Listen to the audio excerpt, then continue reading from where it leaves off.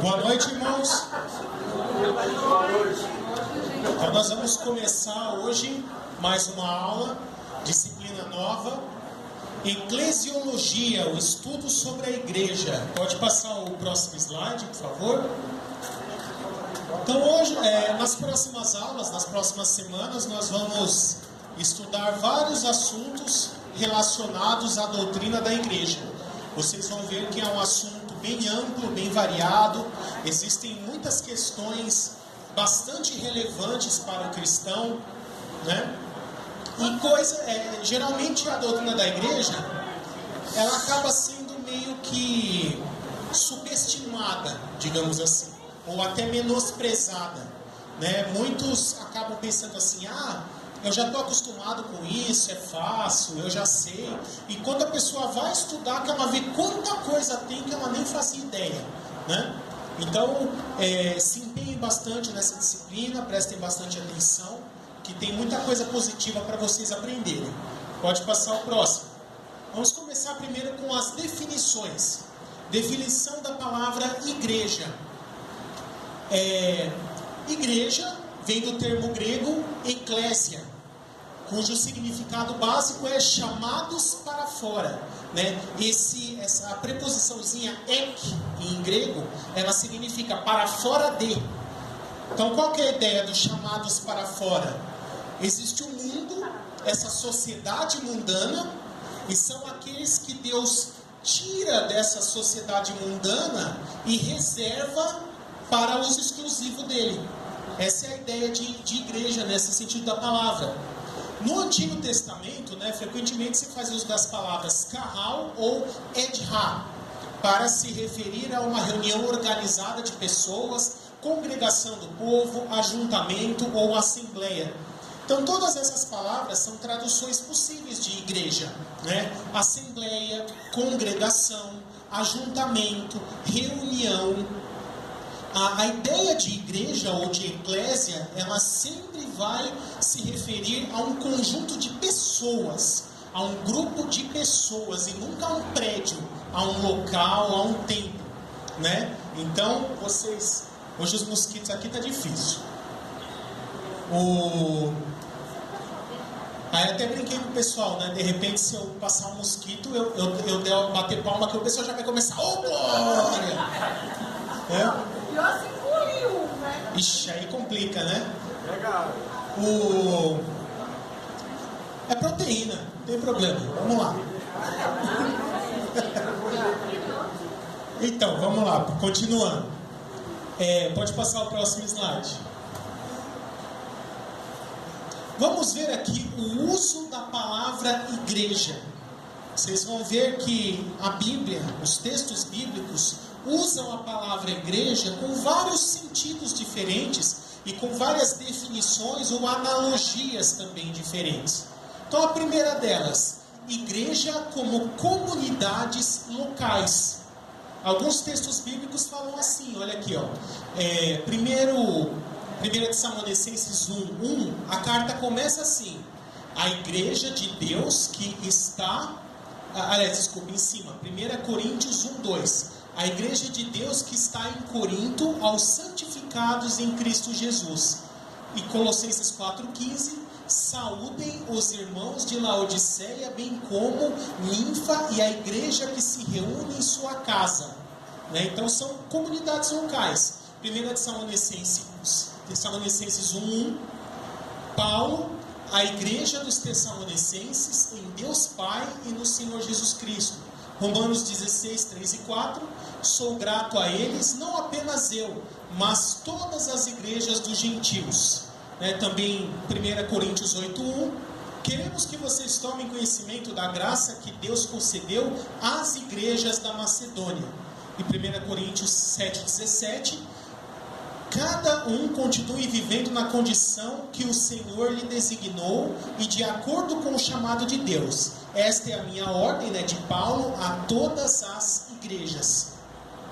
Então esses são vários exemplos em que a palavra igreja, sempre no plural, geralmente no plural, quando é usada com esse sentido, de comunidades locais. Então, a igreja de Corinto, a igreja de Éfeso, a igreja de Laodiceia, são várias igrejas, com esse sentido sempre de comunidade local. Um grupo de cristãos que se reúne em um determinado lugar para prestar culto a Deus. Tá? Pode passar. Mas a palavra igreja também é usada com o sentido de unidade espiritual. E aí sim é no singular, a igreja de Cristo. Né? Então, por exemplo, Efésios 2, versos 13 a 22 diz assim: mas agora, em Cristo Jesus, vocês que antes estavam longe foram aproximados mediante o sangue de Cristo, pois Ele é a nossa paz, o qual de ambos fez um, e destruiu a barreira, o muro de inimizade, anulando em seu corpo a lei dos mandamentos, expressa em ordenanças. O objetivo dele era criar em si mesmo, dos dois povos, um homem, fazendo a paz e reconciliar com Deus dois em um corpo por meio da cruz, pela qual destruiu a inimizade. Então, essa é uma das ideias da Igreja Universal. Né? Universal com o sentido de mundial, global, uma só para o mundo inteiro. Né? Não existe mais essa separação, gentios, judeus ou qualquer outra nacionalidade. Em Cristo, de todos esses povos, Deus fez um só. Um povo chamado para o seu nome, para adorá-lo, para servi-lo, para viver a eternidade junto com ele. Essa é a ideia de uma unidade espiritual. Pode passar o próximo. E vários textos bíblicos enfatizam essa unidade espiritual, né? E com várias outras expressões. Uma delas é corpo de Cristo. A palavra igreja também reflete essa ideia de o corpo terrestre de Cristo. Ou seja, o grupo de pessoas por meio de qual Cristo atua aqui nessa terra. Então, Efésios 4, versos 4 a 16, diz assim: há um só corpo e um só Espírito, assim como a esperança para o qual vocês foram chamados é uma só. E mais à frente, cresçamos em tudo naquele que é a cabeça, Cristo, de todo o corpo, ajustado e unido pelo auxílio de todas as juntas, cresce e edifica-se a si mesmo, em amor, na medida em que cada parte realiza sua função. E Colossenses 1,18 e depois os versos 24 a 27 diz assim: Ele, Cristo, é a cabeça do corpo, que é a igreja. Agora me alegro em Cristo, em favor de seu corpo, que é a igreja. Dele me tornei ministro, de acordo com a responsabilidade por Deus a mim atribuída. A ele quis Deus dar a conhecer entre os gentios a gloriosa riqueza deste mistério, que é Cristo em vocês, a esperança da glória. Então, nesse segundo sentido mais profundo, a igreja é única. É uma entidade, um organismo vivo, crescente, e todas as pessoas que vão crendo em Cristo, vão se entregando a Cristo, vão se tornando parte desse grupo, desse organismo, dessa organização, que é um grupo espiritual, né? Mas nós podemos subdividir a igreja espiritual, que é uma só, de algumas formas. Então, como a igreja espiritual, ela inclui todos os salvos em Cristo que já morreram, né, desde a época dos apóstolos até os nossos dias, inclui a geração atual e também incluirá aqueles que ainda hão de se converter no futuro. Os que já morreram, nós costumamos a chamar de igreja em repouso, ou alguns também chamam de igreja triunfante, que são aqueles que já venceram, já estão no céu, no paraíso, com Cristo. E os que ainda estão vivos, nós costumamos a chamar de igreja militante, aqueles que ainda estão aqui enfrentando o bom combate, né? Então temos essas divisões: igreja local, igreja universal, igreja em repouso ou triunfante, os já mortos, e igreja militante, que são os vivos aqui da atual geração. Pode passar o próximo. Igreja como noiva de Cristo, né? Principalmente o livro de Apocalipse usa muito essa analogia, né? Apocalipse 19, 7, depois 21, 9, 22, 17. Chegou a hora do casamento do Cordeiro, e a sua noiva já se aprontou. Para vestir-se, foi-lhe dado linho fino, brilhante e puro. Eu lhe mostrarei a noiva, a esposa do Cordeiro, né? Aqui nesse momento já é a esposa, porque é após o encontro, já casou, né? E no final, o Espírito e a noiva dizem, vem.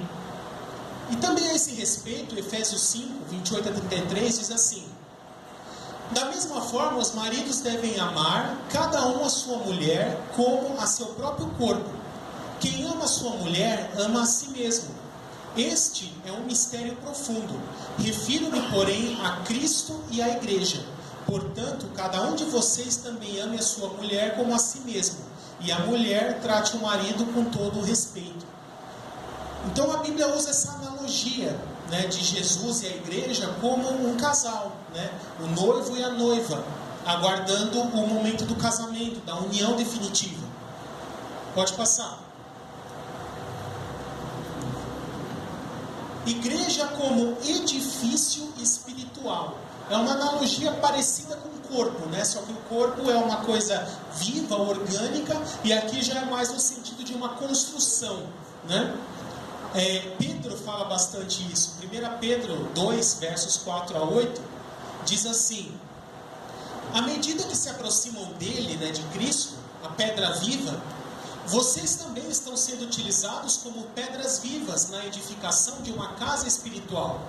Pois assim é dito na Escritura: eis que ponho em Sião uma pedra angular, escolhida e preciosa, e aquele que nela confia jamais será envergonhado. E aqui Efésios 2, 19 a 22, edificados sobre o fundamento dos apóstolos e dos profetas, tendo Jesus Cristo como pedra angular, no qual todo o edifício é ajustado e cresce para tornar-se santuário santo no Senhor. Nele vocês também estão sendo edificados, juntos para se tornarem morada de Deus por seu Espírito.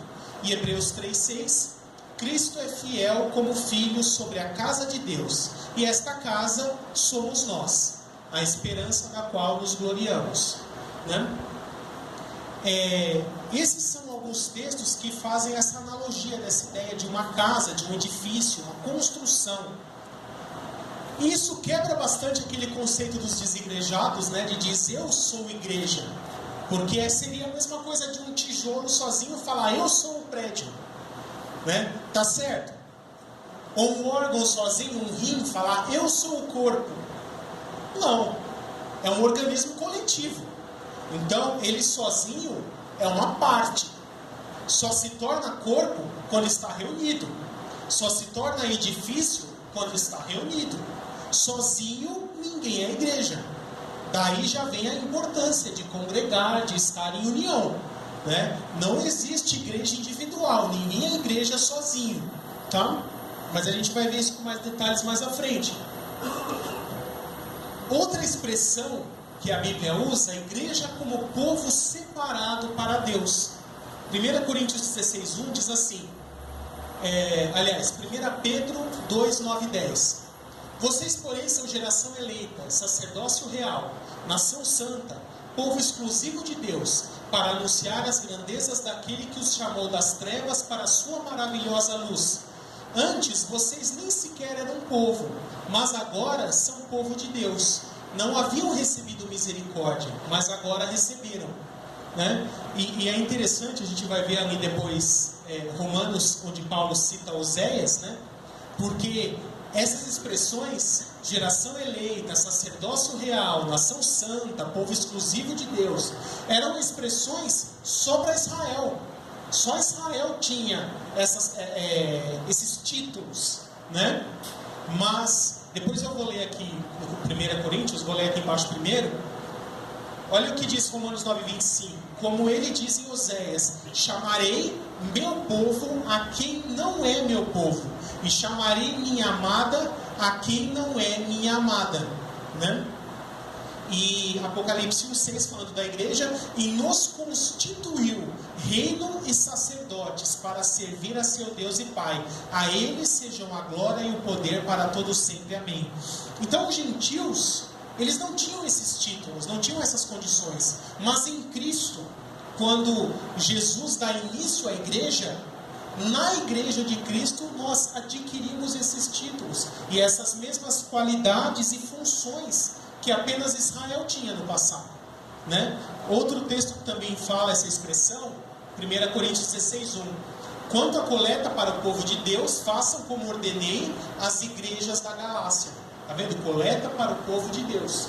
Então, povo de Deus também é uma das expressões para se referir à igreja. Pode passar. Igreja como rebanho de Cristo, né? Eu acho que essa é uma das analogias mais belas para se referir à igreja. Jesus, ele fala lá, principalmente em João 10, né? Eu sou o bom pastor. O bom pastor dá sua vida pelas ovelhas. Conheço as minhas ovelhas e elas me conhecem. Assim como o Pai me conhece e eu conheço o Pai, e dou a minha vida pelas ovelhas. Né? E aqui é interessante, ó, ele estava falando para os judeus, para Israel, e aí ele diz: tenho outras ovelhas que não são desse aprisco. Então ali ele já estava falando: olha, fora de Israel também tem pessoas que vão crer em mim. Ele estava se referindo à igreja, né? É necessário que eu as conduza também. Elas ouvirão a minha voz e haverá um só rebanho e um só pastor.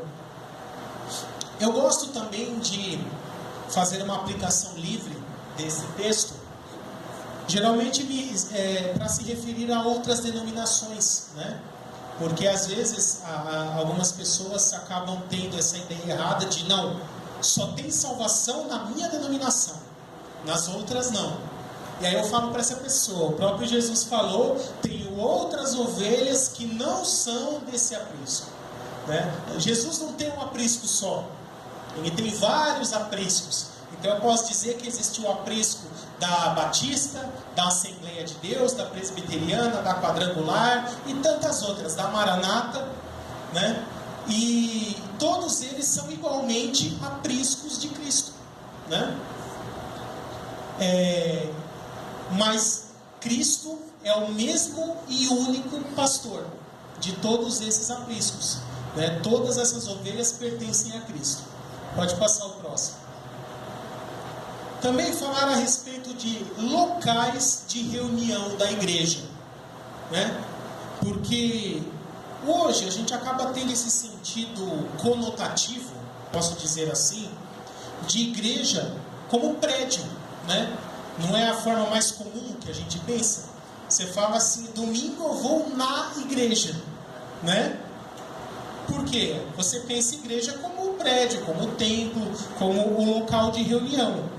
Mas a Bíblia não usa a palavra igreja com essa definição. Essa definição ela é posterior. Então aqui, quais foram os locais de reunião da igreja? Como a igreja começou, né? O primeiro lugar que os cristãos se reuniam era no próprio templo de Jerusalém, né? Na parte externa, no pátio ou na escadaria. Você pode acompanhar comigo na página 169.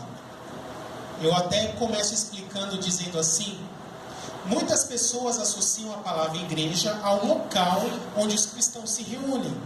Por isso é muito importante deixarmos claro desde já que a Bíblia nunca usa a expressão igreja com esse sentido. Nem mesmo as expressões santuário ou templo são usadas no Novo Testamento para essa finalidade, pois apenas na Antiga Aliança é que havia um santuário físico onde Deus habitava, independente da presença ou não das pessoas, né?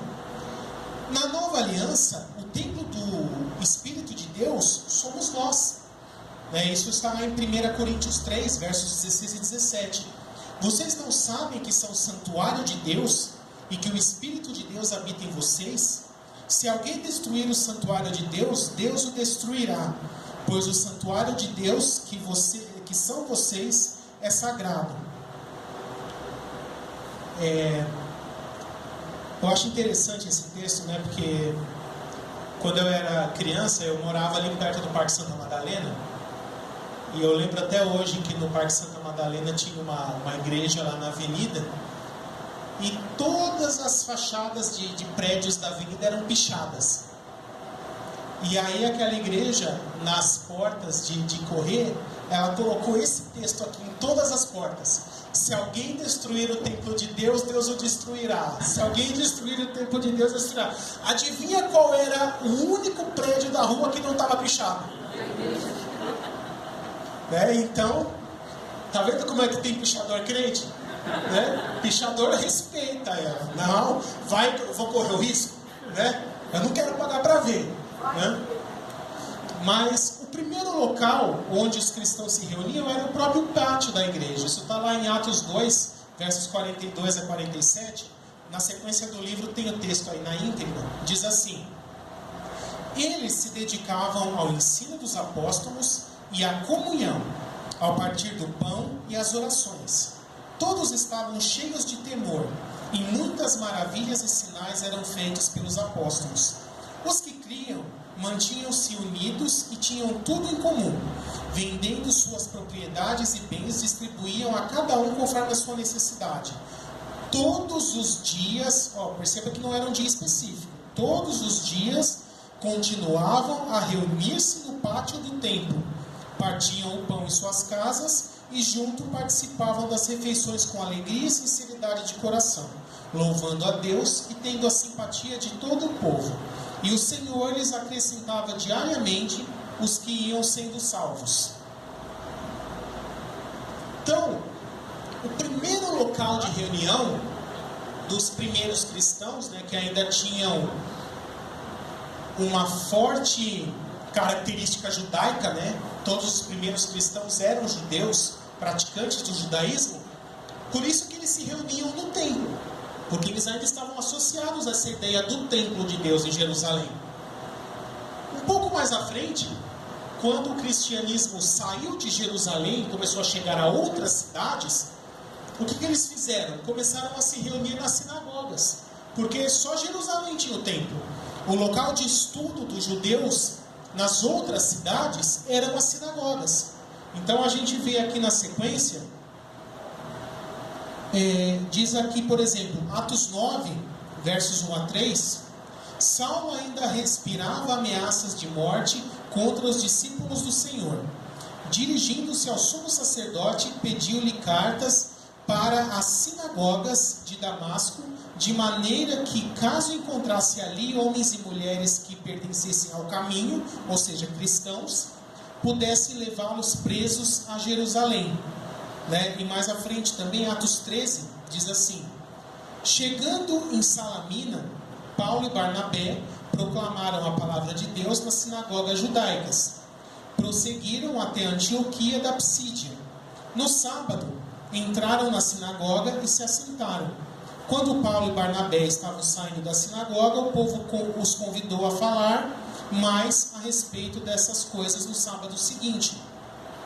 E Atos 14, em Icônio, Paulo e Barnabé, como de costume, foram à sinagoga judaica. Ali falaram de tal modo que veio a crer grande multidão de judeus e gentios, tendo passado por Anfípolis e Apolônia.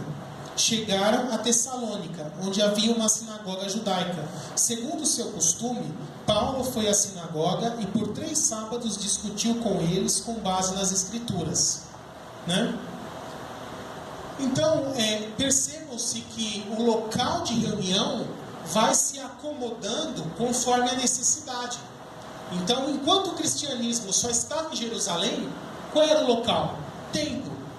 A partir do momento que o cristianismo começa a atingir outras cidades, e começam a ter cristãos em várias outras cidades, mas ainda dentro dessa tradição judaica, eles começam a usar a sinagoga como local de reunião.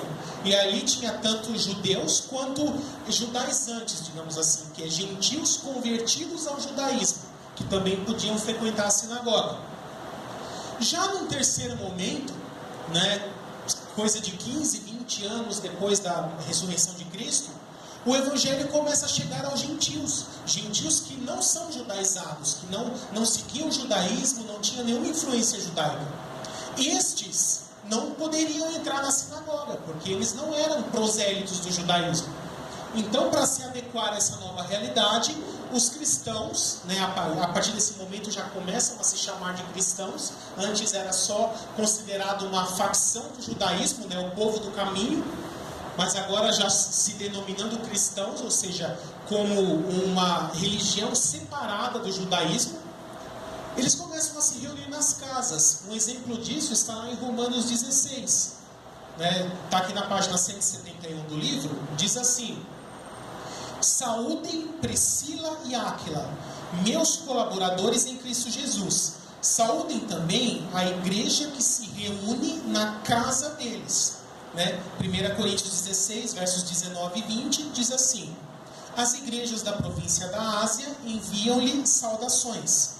Priscila e Áquila o saúdam afetuosamente no Senhor, e também a igreja que se reúne na casa deles. Todos os irmãos daqui lhe enviam saudações. E Colossenses 4,15: saúdem os irmãos de Laodiceia, bem como Ninfa e a igreja que se reúne em sua casa. Então perceba que neste momento o local majoritário, ou até já principal de reunião, passou a ser as casas. Por quê? A partir do momento que o cristianismo ganhou forma e se consolidou como algo diferente do judaísmo, os próprios judeus começaram a rejeitar. E eles começaram a não ser mais bem vistos nas sinagogas. E também os cristãos, quando iam se reunir, estava todo mundo misturado. Judeu, gentil judaizado e gentil helênico, gentil não judaizado. Então eles queriam se reunir todos juntos. Então teria que ser um lugar onde todos esses grupos pudessem estar unidos. E por isso eles começaram a adotar as casas. Casas de pessoas piedosas, muitas vezes até os próprios pastores das igrejas locais cediam as suas casas ou alguma outra habitação que eles tivessem como local de reunião. Ou às vezes algum irmão mais abastado que se convertesse e tivesse um salão, alguma coisa, ele cedia aquele espaço para isso. Mas sempre nas casas das pessoas, no ambiente doméstico, no ambiente familiar. Também porque havia muita perseguição. Não dava para, no meio do Império Romano, botar uma plaquinha lá, Igreja de Jesus Cristo, reunião, dia tal, tal e tal. Os soldados iam lá e quebravam tudo, prendia todo mundo, matava as pessoas. Era um ambiente de perseguição. Quando isso mudou? Finalzinho do século III, já virando para o século IV, começa a se ter essa ideia de templo cristão, como nós temos hoje. Um templo, um salão, um local próprio, exclusivo para culto e reuniões com finalidade da igreja. Principalmente a partir do ano 313, quando foi assinado o Edito de Milão. E aí, os cristãos passaram a ter liberdade, não ser mais perseguidos pelo Estado romano, porque aí dentro do Estado romano o cristianismo passou a ser tolerado, e com essa liberdade começou-se a poder se construir templos, colocar explícito para todo mundo saber que ali era um local de reunião de cristãos. Então essa ideia que nós temos hoje de igreja como um templo, como um local exclusivo para reunião, ele começa com a ideia de um local próprio. Até aqui alguma dúvida? Alguém gostaria de perguntar alguma coisa? Eles usam também como lavoura de Deus também, igreja também. Sim, tem um texto bíblico que usa essa expressão também. Até o campo, o campo de trigo também, pois não. Os primeiros cristãos começaram a se reunir, e se reuniam dentro do templo, ou só na escadaria, do lado de fora? Só na parte externa, no pátio dos gentios e na escadaria. Porque dentro do templo só podia entrar judeu e na parte mais interna, o lugar santo já era só sacerdote. Oi? É o de Constantino, exatamente. Ele foi assinado por Constantino, depois que ele ganhou a guerra, se tornou imperador, E aí esse édito, porque assim, antes disso, ser cristão era considerado crime no Império Romano. E é por isso que as pessoas eram presas e mortas, porque não era permitido ser cristão dentro do Império Romano. Ser judeu, por exemplo, o judaísmo era uma religião permitida pelo Império Romano, mas o cristianismo não. Então, a partir desse édito, né, que é uma lei que Constantino assinou, a partir daquele momento era tolerado ser cristão dentro do Império Romano. Então deixou de ser crime. A pessoa podia declarar abertamente que era um cristão e não sofreria nenhuma punição por isso. Tá? Foi no ano de 313, né, assinado esse édito. Pode prosseguir? Agora vamos falar no capítulo seguinte aqui, você pode abrir no capítulo 10, página 172. A promessa da igreja. Vamos ver o que o Antigo Testamento nos fala sobre os planos de Deus para a igreja. Porque a igreja não foi um plano B de Deus, né? Olha, eu fiz o judaísmo, dei a lei de Moisés, mas vi que deu errado, né? Então eu quis fazer um plano B, eu vou remendar, né? Não foi nada disso. Deus, nos seus planos eternos, já tinha determinado que iria trazer à existência a igreja no momento certo, tá?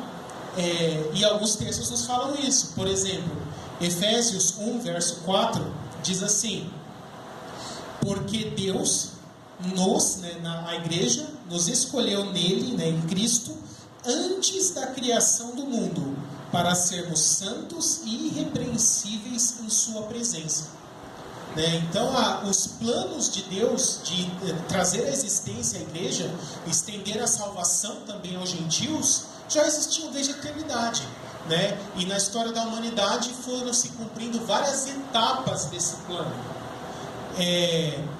Eu coloquei uma citação de Norman Geisler a esse respeito, que diz assim: como todas as outras obras de Deus, a igreja não é uma ideia tardia.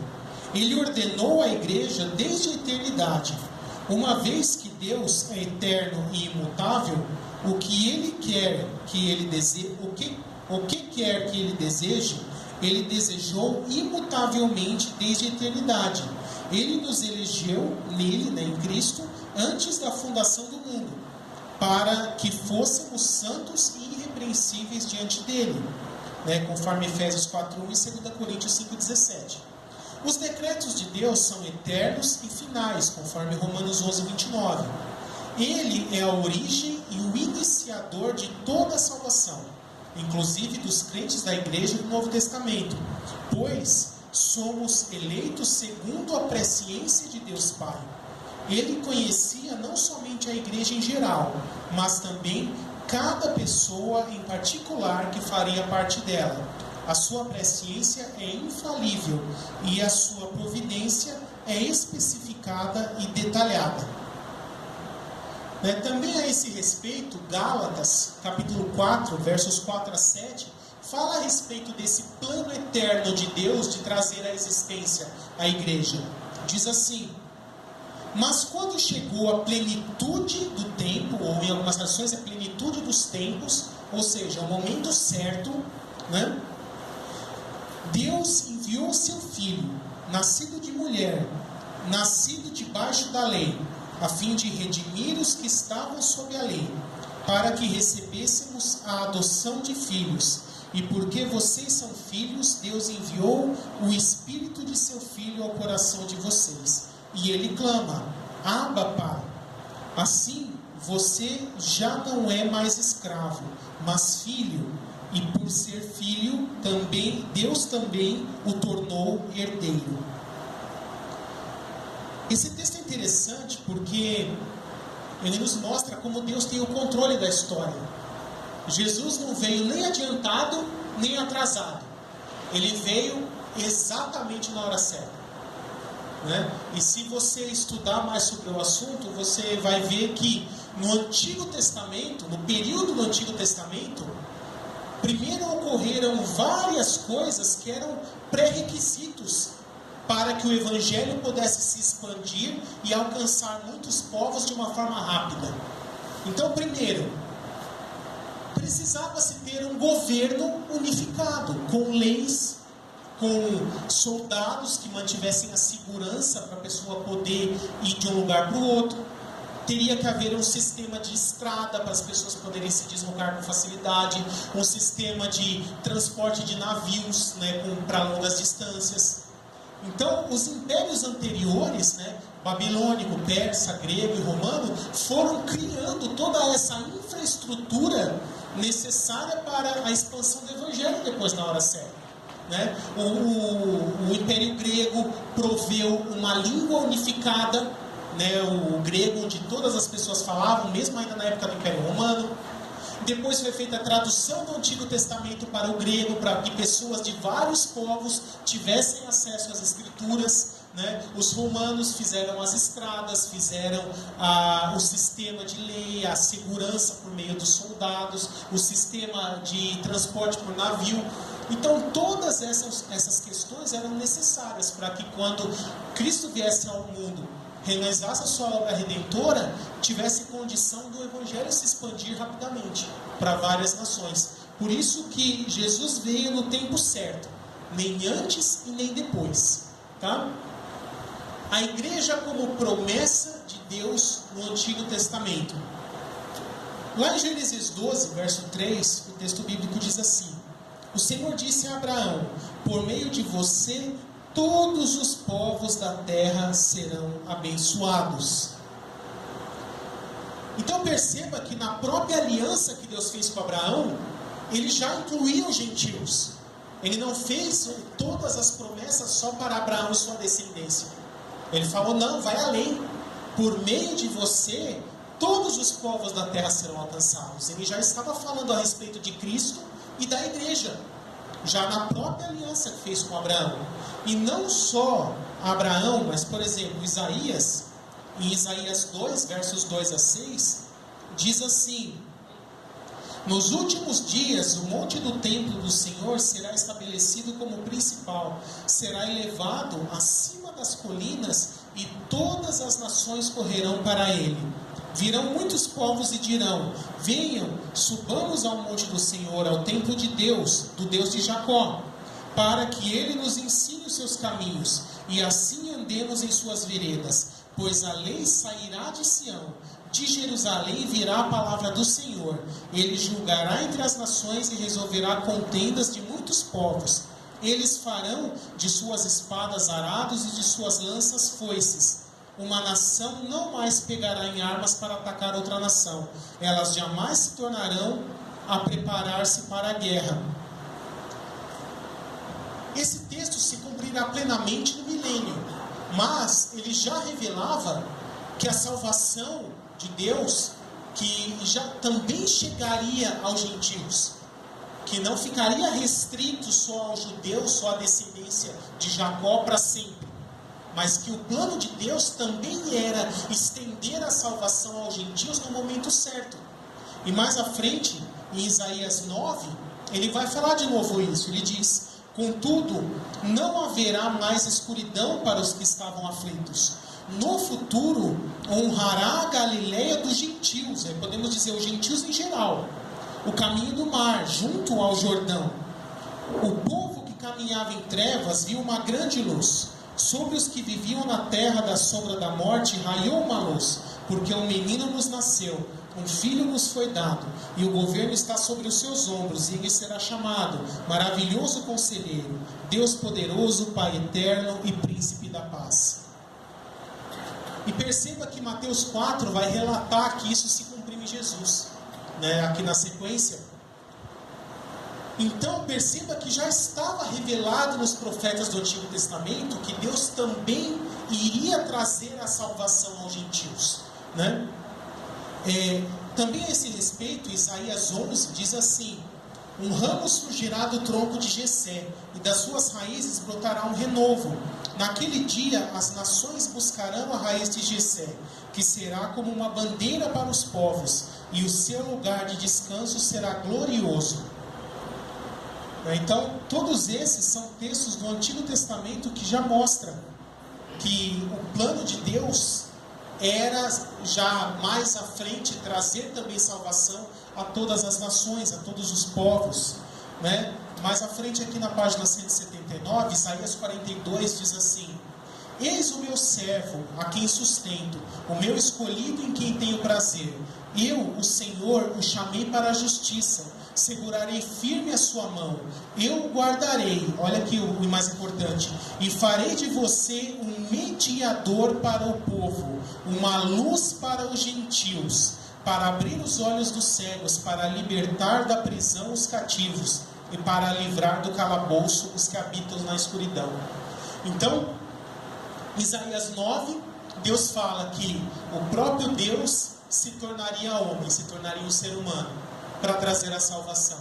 E aqui em Isaías 42 ele fala que esse mesmo Deus que se fará homem, ele será um mediador entre Deus e o povo, e uma luz para os gentios. Ou seja, que através dele a salvação também chegaria aos gentios. Tudo isso ainda é promessa do Antigo Testamento, que nós vamos ver se cumprindo na vida de Cristo. Mais à frente, Isaías 49 diz assim: para você, né, que é o Messias aqui, o você, para você é coisa pequena demais ser meu servo para restaurar as tribos de Jacó e trazer de volta aqueles de Israel que eu guardei. Também farei de você uma luz para os gentios, para que você leve a minha salvação até os confins da terra. E o texto prossegue, né? Então, todos esses são vários textos que mostram que no plano de Deus já estava estabelecido que por meio do Messias a salvação chegaria a todos os povos da terra. É importante a gente enfatizar isso, né? Porque é muito comum a gente dizer assim: não, a igreja é mistério de Deus não revelado no Antigo Testamento. Então nós vamos ver o que é esse mistério que não foi revelado em outros tempos. Porque que a salvação chegaria aos gentios por meio do Messias, isso já estava revelado no Antigo Testamento de forma profética. Não era mistério nenhum. As pessoas não entendem direito o que é esse mistério, que nós vamos ver mais à frente, tá? Ainda a esse respeito, Oséias 2:23 diz assim: eu a plantarei para mim mesmo na terra, tratarei com amor aquela que chamei não amada. Direi àquele chamado não meu povo, você é meu povo. E ele dirá, tu és meu Deus. Mais uma vez uma referência aqui aos gentios, aqueles que não se chamavam povo de Deus, que não era povo de Deus. O próprio Deus vai dizer, agora vocês são meu povo sim, no tempo certo, quando o Messias viesse, que a gente leu até agora há pouco, essa questão do povo de Deus. Página 181 do livro, a promessa de uma nova aliança, né?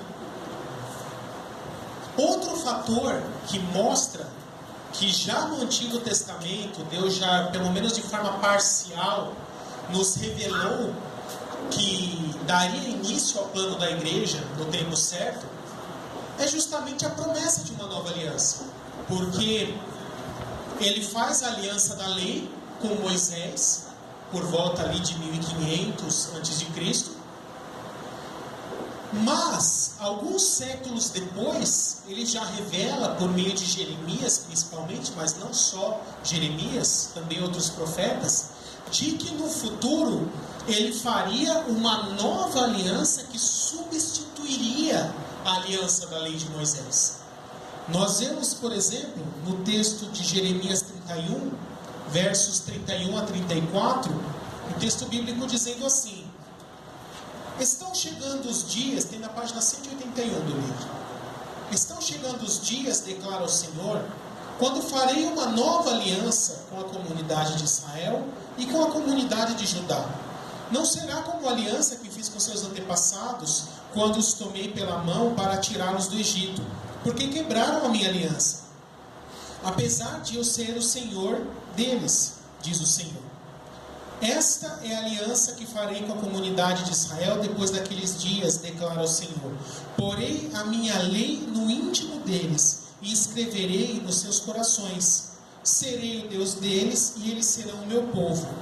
Ninguém mais ensinará ao seu próximo nem ao seu irmão, dizendo: conheça o Senhor, porque todos eles me conhecerão, desde o menor até o maior, diz o Senhor. Porque eu lhes perdoarei a maldade, e não me lembrarei mais dos seus pecados. O texto prossegue confirmando claramente o caráter eterno e incondicional dessa aliança. É importante entendermos isso, porque significa que essa nova aliança, que substituiria a antiga, duraria para sempre. Ela nunca mais seria substituída por nenhuma outra que viria depois. O texto diz assim: assim diz o Senhor, aquele que designou o sol para brilhar de dia, que decretou que a lua e as estrelas brilhem de noite, que agita o mar, para que as ondas rujam, o seu nome é o Senhor dos Exércitos. Somente se esses decretos desaparecerem diante de mim, declara o Senhor, deixarão os descendentes de Israel de ser uma nação diante de mim para sempre. Assim diz o Senhor: se os céus em cima puderem ser medidos e os alicerces da terra embaixo puderem ser sondados, então eu os rejeitarei os descendentes de Israel por tudo o que eles têm feito, diz o Senhor. Então Deus aqui ele faz uma hipérbole, né? Ele propõe coisas impossíveis e fala: se vocês conseguirem fazer isso, aí minha aliança não vai mais valer, né? Uma coisa que é impossível. Não só Jeremias, mas Ezequiel também falou dessa nova aliança. Ezequiel 16:60 diz assim: farei uma aliança de paz com eles, será uma aliança eterna. Eu os firmarei e os multiplicarei, e porei o meu santuário no meio deles para sempre. Diz lá também Ezequiel 37:26, essa segunda parte. Além deles, Zacarias 9:11 diz: quanto a você, por causa do sangue da minha aliança com você, libertarei os prisioneiros de um poço sem água. Também o profeta Joel fala que no futuro seria derramado o Espírito Santo sobre toda a carne, como parte dessa nova aliança. Joel 2, 28 e 29 diz assim: depois disso derramarei do meu Espírito sobre todos os povos. Os seus filhos e as suas filhas profetizarão, os velhos terão sonhos e os jovens terão visões. Até sobre os servos e as servas derramarei do meu Espírito naqueles dias. Então perceba que tudo isso já estava profetizado, que Deus faria uma nova aliança, que substituiria a lei de Moisés, seria uma aliança eterna, uma aliança incondicional, e que essa nova aliança seria por meio do sangue derramado, e que a partir nessa nova aliança o Espírito Santo seria derramado sobre todas as pessoas que crescem. Tudo isso já estava profetizado no Antigo Testamento, né? Mas ainda fica essa questão: então o que é o mistério que não foi revelado em outros tempos, como o Novo Testamento vai dizer? Isso eu não vou falar agora, vou falar quando chegar a hora certa. Estou fazendo mistério, né? Estou misterioso para explicar o que é o mistério. O simbolismo profético das 7 festas judaicas.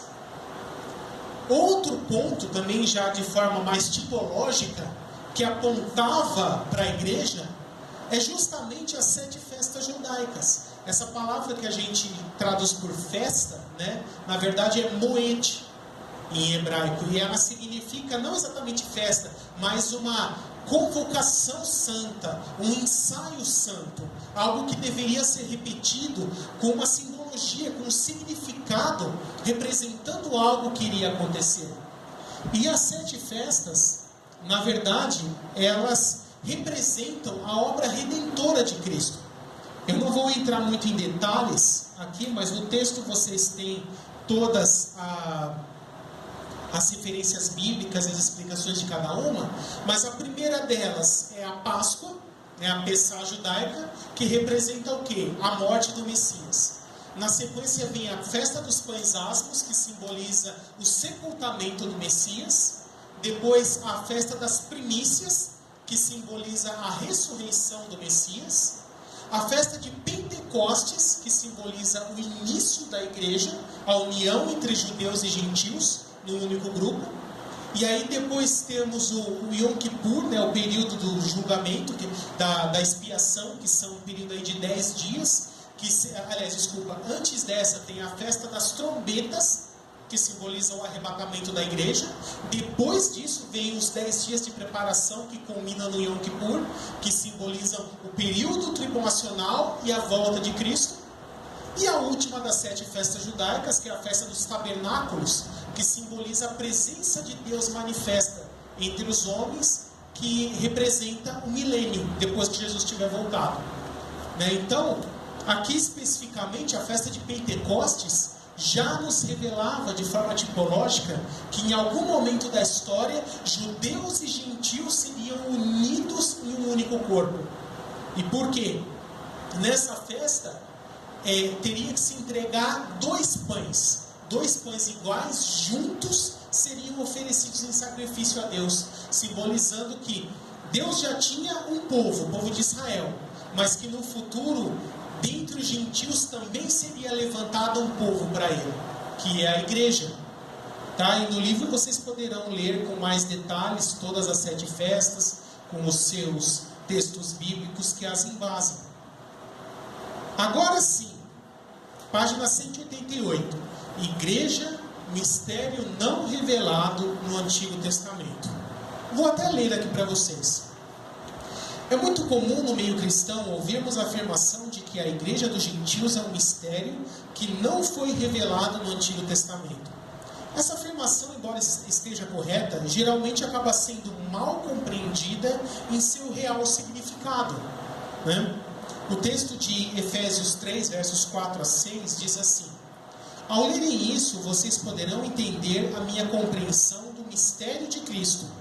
Esse mistério não foi dado a conhecer aos homens de outras gerações, mas agora foi revelado pelo Espírito Santo aos santos apóstolos e profetas de Deus, significando que, mediante o Evangelho, os gentios são co-herdeiros com Israel, membros do mesmo corpo e coparticipantes da promessa em Cristo Jesus. Também Efésios 1, versos 9 e 10 e versos 22 e 23 diz assim: e nos revelou o mistério da sua bondade, de acordo com o seu bom propósito que estabeleceu em Cristo, isso é, de fazer convergir em Cristo todas as coisas celestiais ou terrenas na dispensação da plenitude dos tempos. Deus colocou todas as coisas debaixo dos seus pés e o designou cabeça de todas as coisas para a igreja, que é o seu corpo, a plenitude daquele que enche todas as coisas em toda e qualquer circunstância. Muitos erroneamente afirmam que o mistério que não havia sido revelado é o fato de que Deus, em sua soberania e benevolência, planejou alcançar os gentios, provendo sua salvação também a eles. Porém, conforme acabamos de analisar, várias profecias bíblicas afirmam que Deus alcançaria os gentios com a sua salvação. Logo, o fato de que os não-judeus seriam salvos não pode ser esse mistério. 1 Coríntios 1, versos 22 a 24, também fala desse mistério. Diz assim: os judeus pedem sinais miraculosos e os gregos procuram a sabedoria.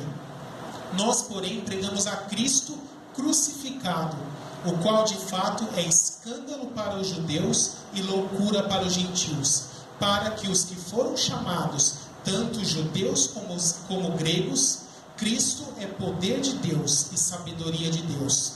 E 1 Coríntios 2, 7 a 9 diz assim: ao contrário, falamos da sabedoria de Deus, do mistério que estava oculto, o qual Deus pré-ordenou antes do princípio das eras para a nossa glória.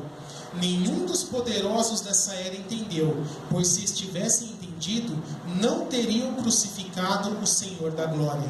Todavia, como está escrito, olho nenhum viu, ouvido nenhum ouviu, mente nenhuma imaginou o que Deus preparou para aqueles que o amam. Então, o que é o mistério? O mistério não revelado no Antigo Testamento, vamos ver primeiro o que foi revelado. Foi revelado que a salvação chegaria aos gentios, que Deus faria uma nova aliança, que ela seria eterna, selada por meio do derramamento do sangue, e que o próprio Deus se faria homem, e através dele essa nova aliança teria início e a salvação chegaria aos gentios. O que não foi revelado é que seria por meio da morte do Messias.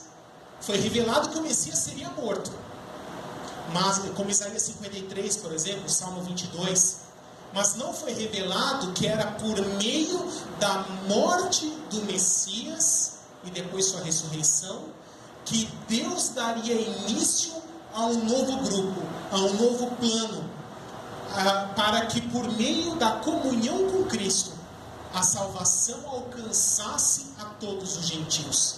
Esse era o mistério não revelado, que por meio da morte do Deus feito homem, ele como seu sacrifício alcançaria os gentios e proveria dessa forma a salvação também aos gentios.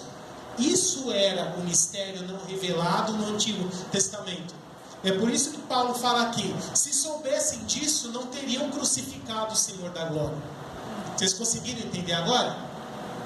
O mistério é que tudo isso se encaixaria: a salvação para os gentios, eles seriam alcançados, o início de uma nova aliança, o derramamento do Espírito Santo. Como tudo isso aconteceria? Problemas técnicos nesse momento. Por isso que eu recomendo sempre colocar no Vibra antes da aula começar, para não acontecer esse tipo de acidente. Então, o que não foi revelado era como Deus conciliaria todas essas coisas por meio da morte sacrificial do seu próprio Filho. Isso era o mistério não revelado no Antigo Testamento. Agora conseguiram entender? Ixi, ninguém respondeu. Conseguiram entender? Mais da metade acho que não. Mas tudo bem, alguns conseguiram, já é alguma coisa, né?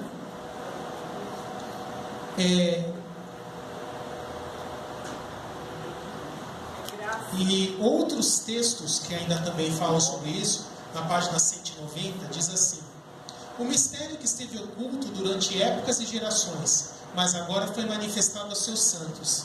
A ele, Deus quis dar a conhecer entre os gentios a gloriosa riqueza desse mistério, que é Cristo em vocês, a esperança da glória. Nós o proclamamos, advertindo e ensinando a cada um com toda sabedoria, para que apresentemos todo o homem perfeito em Cristo. Para isso eu me esforço, lutando conforme a sua força, que atua poderosamente em mim. E Paulo também aos Efésios, capítulo 2, versos 15 a 18, diz: o objetivo dele, de Cristo, era criar em si mesmo, dos dois povos, judeus e gentios, um novo homem, uma nova humanidade, fazendo a paz, e reconciliar com Deus os dois em um só corpo, por meio da cruz, pela qual ele destruiu a inimizade. Ele veio, anunciou a paz a vocês que estavam longe, e a paz aos que estavam perto, ou seja, tanto aos judeus quanto aos gentios. Pois, por meio dele, tanto nós como vocês, judeus e gentios, temos acesso ao Pai por um só Espírito. Então, esse é o mistério, que em Cristo, judeus e gentios seriam unidos em um único corpo. E isso é a Igreja de Cristo. Não haveria mais dois grupos ou povos separados, mas todos unidos em um único grupo, com pessoas de todos os povos, tribos, línguas e nações. E assim a salvação alcançaria a toda a terra. Esse era o mistério de Deus. Pode passar o próximo. Agora vamos falar sobre o início da igreja. Como ocorre a igreja? Primeiro, Cristo promete a igreja. Eu já li aqui no capítulo anterior, Gálatas 4, que diz que na plenitude dos tempos Cristo veio, na hora certa, nem antes nem depois.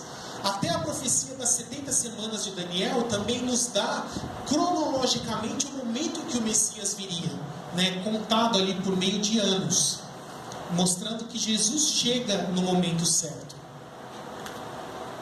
Mas Cristo também promete à sua igreja, promete trazer à existência a igreja. Para concretizar isso, primeiro acontece o que está lá em Filipenses 2, 5 a 7. Seja a atitude de vocês a mesma de Cristo Jesus, que, embora sendo Deus, não considerou que o ser igual a Deus era algo que deveria apegar-se, mas a si mesmo se esvaziou, vindo a ser servo, tornando-se semelhante aos homens. Por que é importante entender isso? Eu até estava comentando isso antes da aula aqui com alguns irmãos. Cristo é eterno, divino, tem todos os atributos divinos. Mas, ao se fazer homem, ele abriu mão de sua glória. E a sua glória é expressa por meio dos seus atributos divinos, entre eles a onisciência. Então, no momento em que se fez homem, Jesus abriu mão do uso dos seus atributos divinos durante o seu ministério terreno. E por isso ele dependia do Espírito Santo, do poder do Espírito Santo. Todos os sinais e maravilhas que ele fez foi por meio do poder do Espírito Santo. O que ele sabia era porque o Espírito Santo lhe revelava, e não porque ele era onisciente naquele momento. E assim nós conseguimos entender porque que lá em Mateus 24, Jesus fala, daquele dia não sabe, naquele momento agora, nem o Filho nem os anjos, mas somente o Pai.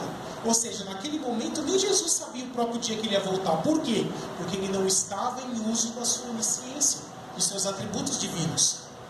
E por que é importante nós entendermos essa consciência de Jesus? Porque, sendo que ele não era onisciente durante, ou não estava em uso de sua onisciência durante seu ministério terreno, Jesus não sabia se o evangelho do reino pregado aos gentios, se ele seria aceito ou se ele seria rejeitado. E é por isso que nos primeiros capítulos, ou nos primeiros anos ou meses do ministério terreno de Cristo, ele vem pregando o evangelho do reino, sermão da montanha, o reino de Deus é chegado a vós, focado em Israel. Ele nem prega para gentios. Mas o tempo vai passando e Cristo vai sendo progressivamente rejeitado. Primeiro rejeitado pelas lideranças, depois pelos fariseus, pelos saduceus, pelos escribas, até que em um determinado momento ele é rejeitado pelo povo de Israel em geral, pela maioria do povo de Israel. Então, nós chegamos no momento chave ali do Evangelho, do ministério de Cristo, que está lá em Mateus 16. Mateus 16, versos 13 a 21. Olha o que Jesus vai dizer. Você pode acompanhar comigo na página 194. Diz assim: chegando Jesus à região de Cesareia de Filipe, perguntou aos seus discípulos: quem os outros dizem que o Filho do Homem é? Eles responderam: alguns dizem que é João Batista, outros Elias, e ainda outros Jeremias ou um dos profetas. E vocês? Perguntou ele: quem vocês dizem que eu sou? Simão Pedro respondeu: tu és o Cristo, o Filho do Deus vivo. Respondeu Jesus: feliz é você, Simão, filho de Jonas, porque isto não lhe foi revelado por carne ou sangue, mas por meu Pai que está nos céus. Agora olha aqui a sequência. E eu lhe digo que você é Pedro, mas sobre esta pedra, sobre essa revelação de que Cristo é o Filho de Deus, edificarei a minha igreja, e as portas do Hades não poderão vencê-la. Eu lhe darei as chaves do reino dos céus. O que você ligar na terra terá sido ligado nos céus, e o que você desligar na terra terá sido desligado nos céus. Então advertiu aos seus discípulos que não contassem a ninguém que ele era o Cristo. Desde aquele momento, desde aquele momento, não antes disso, Jesus começou a explicar aos seus discípulos que era necessário que ele fosse para Jerusalém e sofresse muito muitas coisas nas mãos dos líderes religiosos, dos chefes dos sacerdotes e dos mestres da lei, e fosse morto e ressuscitasse no terceiro dia. Aqui nós temos um divisor de águas no ministério de Jesus. Antes disso, ele pregava o evangelho do reino para os judeus. Se os judeus tivessem aceitado, hipoteticamente, o reino de Israel começaria e já começaria o milênio, digamos assim, com Cristo reinando no trono de Davi. Mas a salvação não alcançaria os gentios, só os judeus seriam salvos. Deus, em sua onisciência, já sabia que os judeus rejeitariam, mas Jesus, naquele momento, por não estar em uso da sua onisciência, ele não sabia, e por isso ele pregou um convite verdadeiro de arrependimento, de conversão aos judeus. Mas a partir dessa rejeição gradual, que chegou em seu ponto máximo, nesse determinado momento, o Espírito Santo revela a Cristo, que então era para dar início ao plano da igreja. E qual seria o plano da igreja? Jesus Cristo seria morto, ressuscitaria, e por meio do seu sacrifício vicário, começaria um novo grupo, a igreja de Cristo. Por meio desse grupo, judeus e gentios seriam unidos em um único corpo, e a salvação alcançaria os gentios. Então, de Mateus 16 para frente, Jesus para de falar de reino, não prega mais mensagem do reino, e começa a pregar a mensagem da cruz, e começa a pregar de que ele seria rejeitado, iria para Jerusalém, seria morto e ressuscitaria. A mensagem de Jesus muda completamente, ele muda o foco, ele muda o alvo. O alvo não é mais pregar reino para os gentios, é pregar a mensagem da cruz. E assim continua o plano da igreja se desenrolando. E perceba que Jesus fala isso até por parábolas. Por exemplo, em Lucas 19, versos 11 a 15, olha o que Jesus diz. Jesus passou a contar-lhes uma parábola, porque estavam perto de Jerusalém, e o povo pensava que o reino de Deus ia se manifestar de imediato. Então, Jesus estava indo para Jerusalém, onde ele seria rejeitado e morto. Mas aqueles que o seguiam estavam pensando que quando ele fosse para lá, ele ia assumir o reino, ia começar a governar sobre Israel. E aí Jesus conta uma parábola para explicar como as coisas aconteceriam. E ele diz assim: um homem de nobre nascimento foi para uma terra distante para ser coroado rei, e depois voltar. Seus súditos o odiavam, e por isso enviaram uma delegação para lhe dizer: não queremos que este homem seja nosso rei. Contudo, ele foi feito rei e voltou. E então mandou chamar seus servos. E aí o texto prossegue. Então Jesus estava falando que ele iria para uma terra distante, ele estava falando ali do céu, ele voltaria ao Pai. Lá no céu receberia toda a honra, toda a glória, autoridade e poder. E depois ele voltaria para reinar sobre Israel. Então, quando que Jesus vai começar a reinar sobre Israel de fato? Quando ele voltar.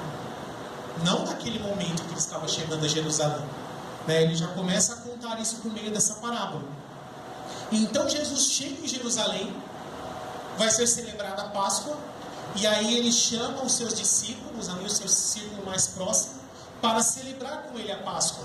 Então, no momento ali do cálice da Páscoa, ele pega o pão, o suco de uva, e diz essas palavras, que estão lá em Mateus 26, versos 27 e 28.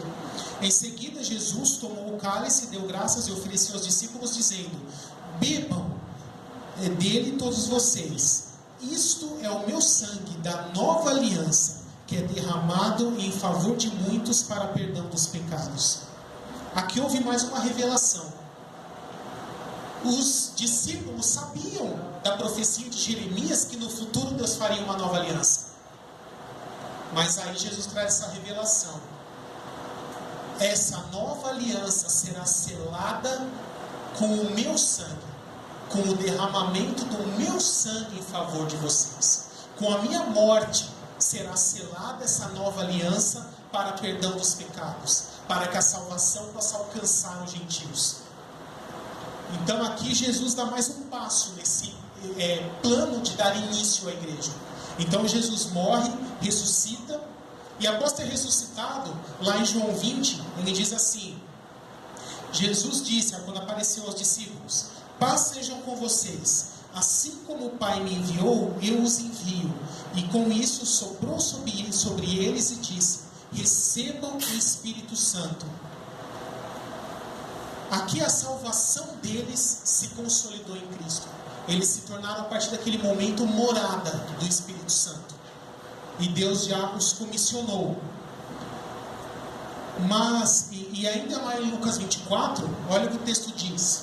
Então Jesus, após a sua ressurreição, lhes abriu o entendimento para que pudessem compreender as Escrituras. E lhes disse: está escrito que o Cristo haveria de sofrer e ressuscitar dos mortos no terceiro dia, e em que seu nome seria pregado o arrependimento para o perdão dos pecados a todas as nações, começando por Jerusalém.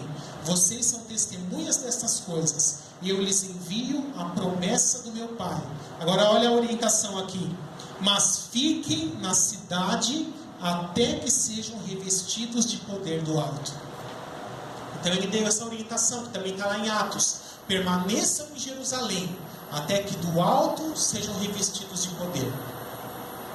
Então ocorre o nascimento da igreja. Lá em Atos 2, verso 1 a 18, quase o capítulo inteiro. Eu não vou ler inteiro para não demorar muito, mas naquele momento, enquanto os discípulos oravam, aproximadamente 120 pessoas, Deus derrama o poder do Espírito Santo sobre aquelas pessoas, e elas começam a falar em outras línguas, e saem pregando pela cidade, que estava cheia de turistas, por ocasião da festa de Pentecostes, pessoas de vários povos, que falavam vários idiomas, e cada um podia ouvir o Evangelho sendo pregado no seu próprio idioma, E ali é o nascimento da igreja. Ali é o momento que a igreja nasce como organismo, com aquelas primeiras pessoas,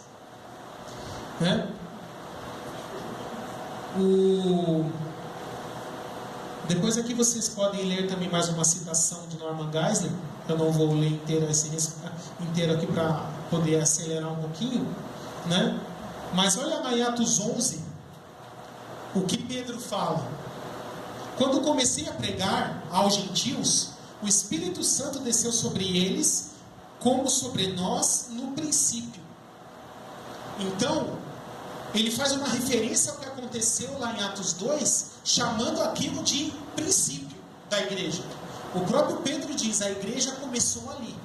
Ali começa a igreja de Cristo, em Atos 2. Também é o início da nova aliança. Nova aliança que vai ser explicada exaustivamente em Hebreus, por exemplo, como substituição da antiga. Eu não vou ler todos os textos aqui, mas João 15, verso 5, nos dá uma boa ideia disso. Jesus diz: eu sou a videira, vocês são os ramos. Se alguém permanecer em mim e eu nele, esse dará muito fruto, pois sem mim vocês nada podem fazer. E Hebreus 10, versos 19 a 23, na página 201, diz assim: portanto, irmãos, temos plena confiança para entrar no Santo dos Santos, pelo sangue de Jesus, por um novo e vivo caminho que ele abriu por meio do véu, isto é, do seu corpo, pois temos um grande sacerdote sobre a casa de Deus. Sendo assim, aproximemo-nos de Deus com um coração sincero e com plena convicção de fé, tendo os corações aspergidos para nos purificar de uma consciência culpada, e tendo os nossos corpos lavados com água pura. Apeguemo-nos com firmeza à esperança que professamos, pois aquele que prometeu é fiel. E olha aqui Hebreus 9,15, um pouquinho antes, diz assim: por essa razão, Cristo é o mediador de uma nova aliança, para que os que são chamados recebam a promessa da herança eterna, visto que ele morreu como resgate pelas transgressões cometidas sob a primeira aliança. E essa é a nova aliança. Qual é o critério para poder receber a salvação que é ofertada nessa nova aliança? Crer em Cristo.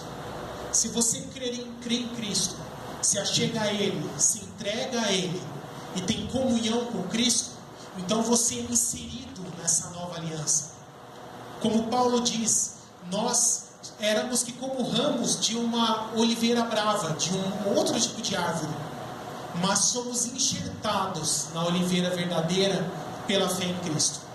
E assim a nova aliança se concretiza, onde a salvação alcança os gentios, porque todo aquele que crê em Cristo, judeu ou gentil de qualquer nação, é inserido nessa nova aliança e pode se apropriar dos benefícios de salvação em Cristo que essa nova aliança traz.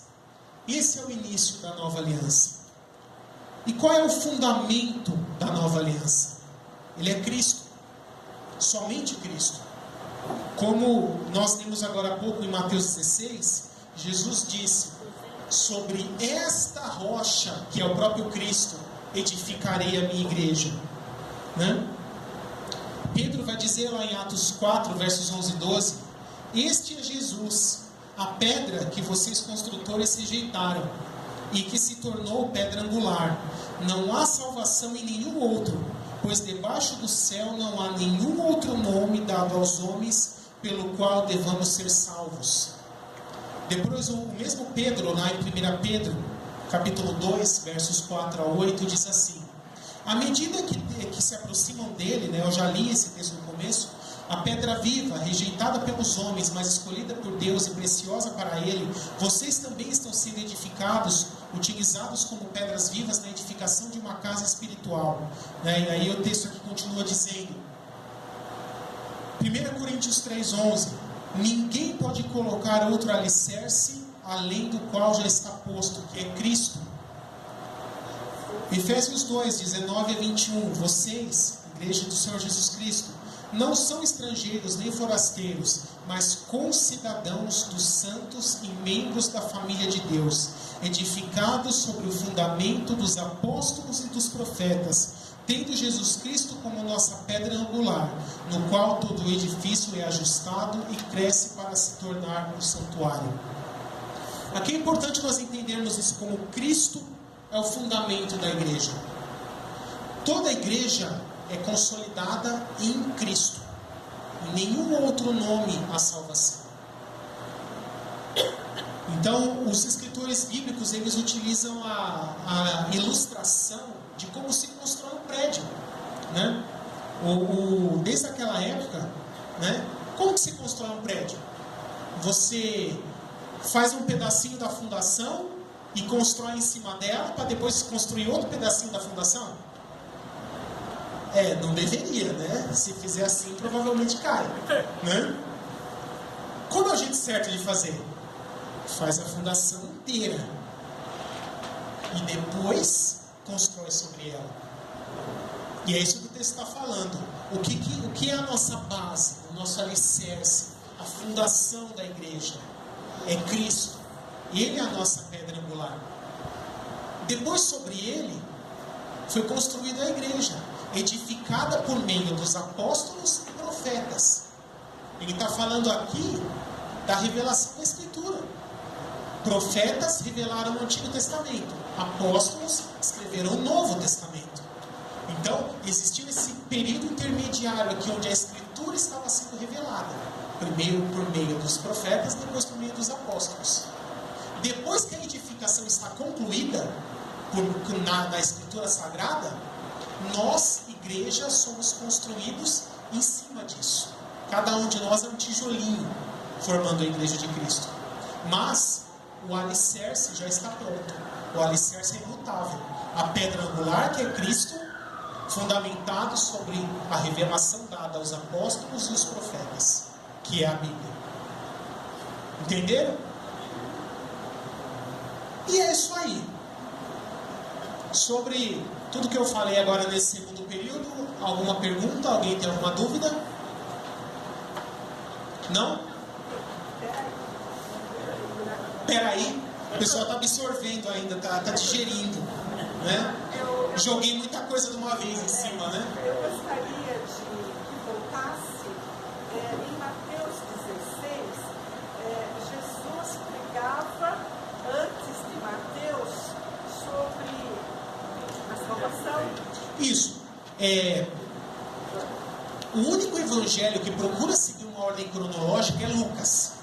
Tá? Então, não tentem ler os outros evangelhos como se fosse tudo sequencial, porque é separado por tema, não exatamente por sequência. Tá? Mas a ideia é isso. A primeira metade, digamos assim, do ministério de Jesus, ele pregava arrependimento aos judeus e o evangelho do reino. Se os judeus crescem, Jesus seria aceito como Messias e iria começar o reino messiânico. Mas progressivamente os judeus foram rejeitando a mensagem do evangelho, até que essa rejeição foi definitiva. E aí, a partir disso, o Espírito Santo revela para Jesus de que ele seria rejeitado e que ele teria que ser entregue às autoridades, ser morto, e por meio de sua morte e ressurreição daria início ao plano da igreja, que pela nova aliança selada no seu sangue a salvação chegaria aos gentios por meio da criação desse novo organismo, a igreja de Cristo, que uniria judeus e gentios num único grupo. Tá? Essa é a ideia. Então, é por isso que na primeira metade Jesus fica falando bastante de evangelho do reino, mas depois ele muda de discurso e começa a falar de que ele seria entregue às autoridades, seria morto, ressuscitaria, e começa a falar sobre o mistério da igreja. Edificarei a minha igreja, estabelecerei a minha igreja. E ele não fala isso no começo, ele fala a partir do momento que a rejeição dele por parte dos judeus foi definitiva. E aí há essa mudança na pregação da mensagem de Cristo. Tá? Mais alguém? Na sua opinião, a que se deve o sucesso do cristianismo na história? Porque assim, como o pastor colocou no começo, os primeiros cristãos eram perseguidos, eram martirizados, né? Ou seja, que clamor tinha em ser cristão, né? Porque hoje é fácil falar, por causa da teologia da prosperidade, você veio para Cristo para ter um carro, para ter um casamento feliz, para ter casa na praia, enfim. Mas qual que era, na opinião do pastor, qual que era o principal fator de sucesso que os primeiros cristãos pregavam para angariar novos seguidores, né? Porque ainda hoje o cristianismo é a primeira religião do mundo, tem 2,2 bi, apesar do crescimento dos muçulmanos está com 1,5 bi. Mas a que se deve no começo da Bíblia primitiva? João 8,32. Conhecereis a verdade vos libertará. O Evangelho é a verdade. Toda pessoa, quando se depara com a verdade, ouve a verdade, ela percebe que é verdade. É como se eu fizesse assim, ó. Eu mostrasse uma foto para vocês. E aí eu falasse para cada um de vocês: pegue um papel e desenhe à mão uma cópia dessa foto aqui, o melhor que você conseguir. E aí eu guardo a foto. E aí eu recolho todos os papéis e começo a mostrar para a pessoa. Eu falo assim: essa aqui é a foto. Aí a pessoa olha, uns vão estar mais bonitos, outros menos. Se for que nem eu, vai estar péssimo, né? Mas quando eu tiro a foto e mostro para a pessoa, essa é a foto, você pode comparar com outras 1000. Ele vai olhar e vai falar: essa é a verdadeira. Todas as outras são cópias, são imitações, são distorções. Então, esse é o sucesso do cristianismo, porque o cristianismo é a verdade e porque ele é conduzido pelo Espírito Santo. É por meio da pregação do Evangelho que o Espírito Santo fala nos corações das pessoas, convencendo-as do pecado, da justiça e do juízo. Ele é o Espírito da verdade. É por meio da atuação do Espírito Santo que as pessoas se convencem que o Evangelho é verdadeiro. Né? Tem um filme que eu vi uma vez, a pessoa estava falando de outras religiões, ela falou assim: mas o islamismo funciona. Aí o outro falou assim: mas eu não perguntei se funciona, eu perguntei se é verdade. A mensagem que ele prega é a verdade? Não. Então não importa se religião A, B ou C, uma filosofia, um estilo de vida, se ele funciona. Várias religiões por aí funcionam. Seixonoia funciona, né? Pensamento positivo funciona. O islamismo funciona. Mas eles são verdade? Não. Só o Evangelho é verdade. E esse é o diferencial. Mais alguém? Não? Então é isso aí, irmãos. Vou encerrar por aqui. E na próxima aula nós continuamos com o capítulo 12 Igreja e Israel. Nós vamos ver as várias distinções entre Igreja e Israel e prosseguir nesse estudo. Então, mais uma vez, obrigado pela presença e que Deus abençoe a todos.